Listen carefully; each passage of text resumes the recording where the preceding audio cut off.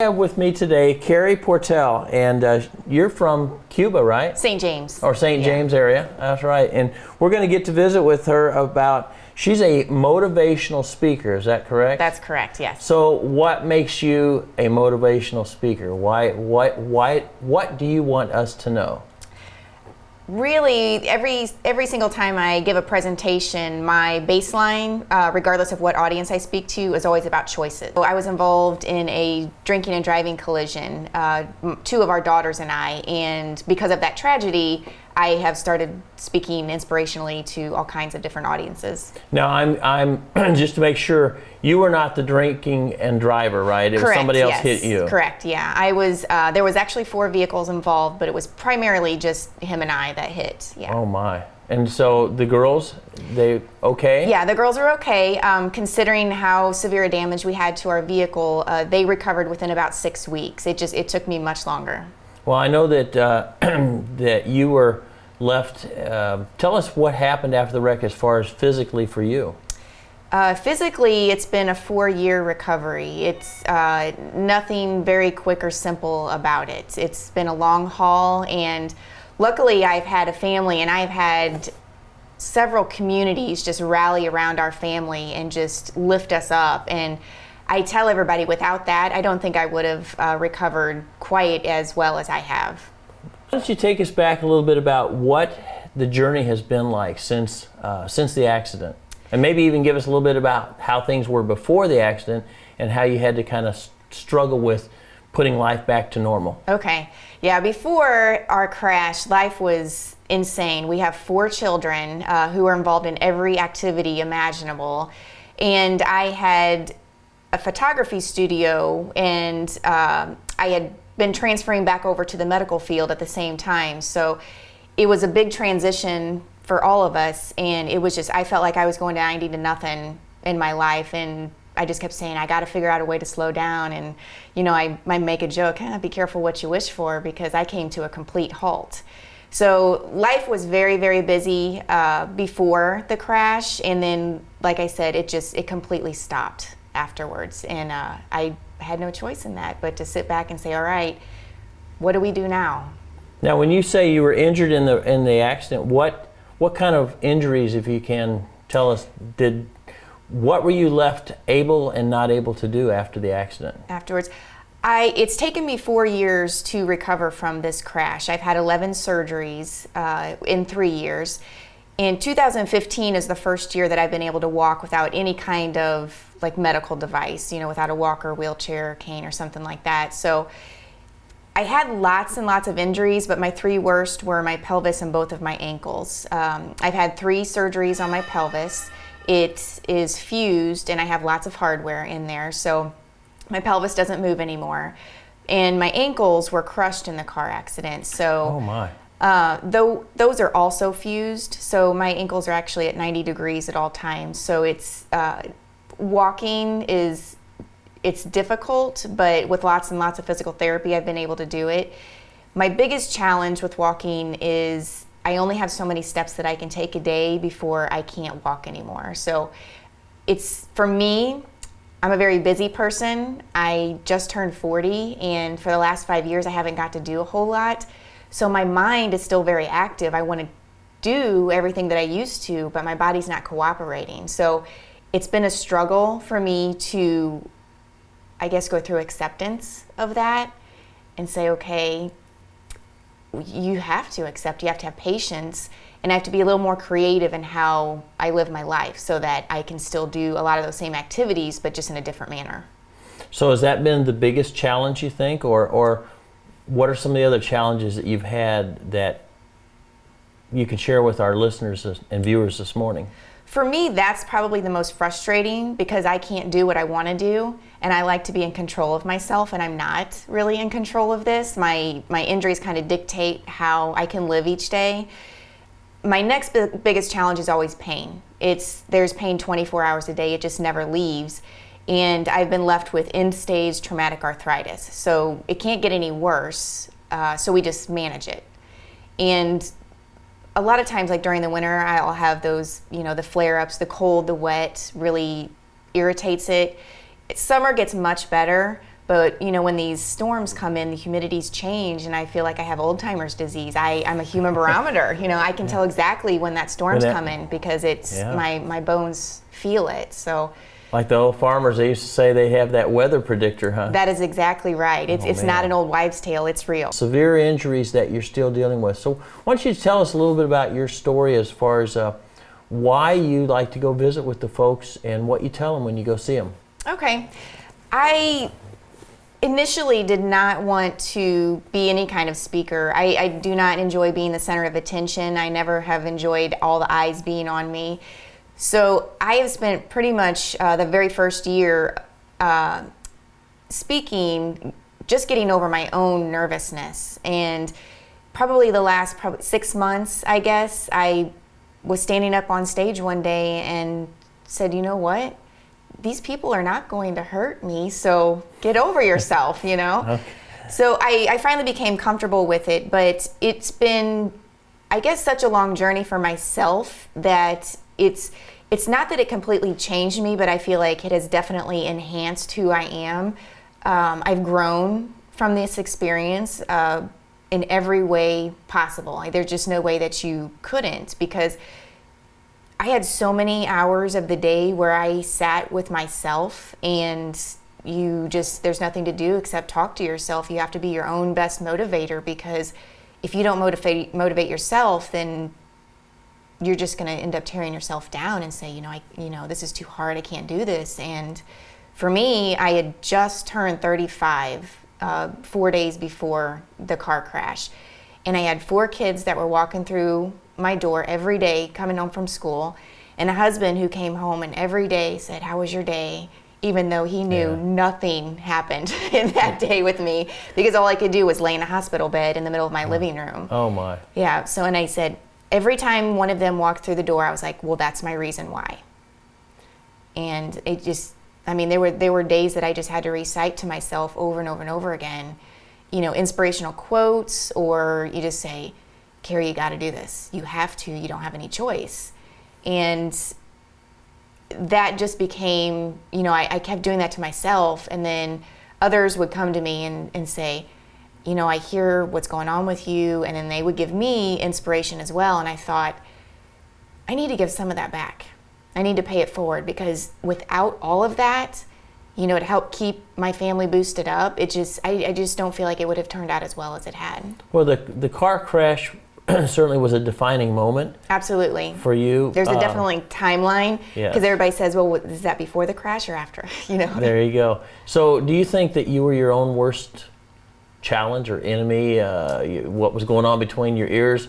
It was related to what the physical was, but... Yeah, I believe so. I wouldn't say that I was my enemy, because I knew what was going on all the time with my motivation, and it almost always would dip whenever the pain would get the worst. I can't even tell you, that first year was the most horrendous pain I have ever lived with, and it never ceased. It was there at all times. And after, I don't even know how many surgeries I had that first year, because I can't remember a lot of went on, but it was quite a few, maybe 6 or something. So I was always in and out of the hospital, and under anesthesia, so a lot of that is gone for me. But I always remember, it was about 6 weeks after every surgery, I would just have this low. And it was always whenever I would be coming down from the medicines, and then the pain would come back. And I knew every single time that it happened, I'm like, why are you allowing yourself to get down? You know what this is, so just hit it head on. And that's exactly how I would have to talk to myself. That I was talking to myself as in the third person. And I would just tell my family, I'm like, I need some help. Like, you need to kick me in the rear and say, all right, Mom, it's time. Yeah. But I was always very quiet. It's not like I was around the house yelling or anything. I would always withdraw within myself, and they would be like, Mom doesn't feel good today. Yeah. You can tell. Well, and with all of the pain meds and stuff, did you ever have to really struggle with how much to take, when not to take it? I want to make sure it doesn't get the best of me, because a lot of people that have had stuff like you become addicted to the painkillers. I actually came home on 6 pain medicines from the hospital, and my husband told me that the surgeon said, even with all of that medicine, your wife is still going to be in pain. We're just going to hope that she doesn't remember most of it. So there's a lot of it is gone out of my memory. The really bad ones come through pretty strong, but my family is the one I feel sorry for, I guess, because there is nothing that clouded their memory. They remember every single moment of me laying in our living room for so many months, years, I guess, recovering, that they had to see me go through that every single time and just feel absolutely miserable. Yeah. But I worked in the healthcare before for about 9 years. So I'd seen many patients come in addicted to pain medicine. They had very legitimate problems, but they had become addicted. And in my mind, I was being very proactive. I was, as soon as I can get off this stuff, I'm going to decrease it. I'm going to get off of it. And fortunately for myself, pain medicine makes me very ill. And it was tearing up my stomach, and I couldn't eat. Honestly, I couldn't even remember if I ate that day anyway because of how much I was on. And probably somewhere around 8 or 9 weeks, I called my surgeon and I said, I can't do this anymore. I said, the pain from the narcotics is almost as bad as my physical pain at this point. And I said, you've got to figure out something else. And with me knowing about the whole withdrawal system, in my mind I was like, I'm not addicted, I don't want this pain medicine. I was being proactive. And as soon as I stopped those top 2 pain medicines, which I think was OxyContin and Percocet, I mean, that's ridiculous to take both those at once, but that's what they had me on because it was so terrible. All of a sudden I started having these jitters with the DT. Yeah, and I was starting to be really jittery, very shaky, and I could feel myself become irritable. And it took me a little while because my mind was very foggy at that time, trying to get through the what they call narcotic fog. And I started having the sweats, and immediately my mind goes, "Oh my gosh, you're addicted." My body already wants it. this, and I didn't even realize it. Yeah. And I thought, well, I don't want this. It doesn't make me feel good, but I still had to be on something, to take down that pain. So after that, I was like, no, I'm not doing this. So I pretty much cut myself off too early, my surgeon says, because I just ended up living through it and just dealing with it every day. I did a lot of meditation. That's where my self-motivation came in, is I would just work through the waves of pain instead of just popping a pill every 2 hours. And luckily, it worked for me. But I think having that mindset is the only reason that I am not addicted today, because I've had 11 surgeries in 3 years, and every single time they're throwing narcotics at me. And I just think how easily for me that could have been to be addicted. Well, now there's probably some folks out here that are watching this morning that deal with pain, that deal with pain medicines, that recognize that they have some issues, they have some problems, that it's trying to get the best of them. Sure. What would you suggest, or what would you tell them this morning? I do a lot of natural remedy stuff, and it takes a lot. It's a lot harder than just popping a pill, but a lot of times that's what I do. I will do very hot mineral soaks in the tub. I do lots of natural herbal pills that you just go to the health food store and get. But the number one is just, you have to make up your mind, and you have to commit, and you just have to say, no, I'm not going to do this today, no matter how much your body wants it. Now, every once in a while, when I have huge flare-ups, there is nothing that will knock it down until I do take a pain pill.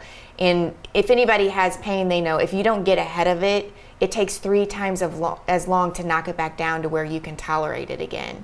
So it's just a total mindset. With any type of addiction or challenge in your life, you just have to say to yourself, I am going to do this without pain medicine, and you just have to make that commitment, heart, body, and mind. You just have to. Well, changing that the negative part into a positive, how has this made you a better person? I am pretty lucky that, I was 35 years old when this happened, and my husband and I were having to change our lives to a point where he was doing things for me at 35 that we didn't have to think about until maybe like we were very elderly, just by, changing my clothes, helping me in the bathtub.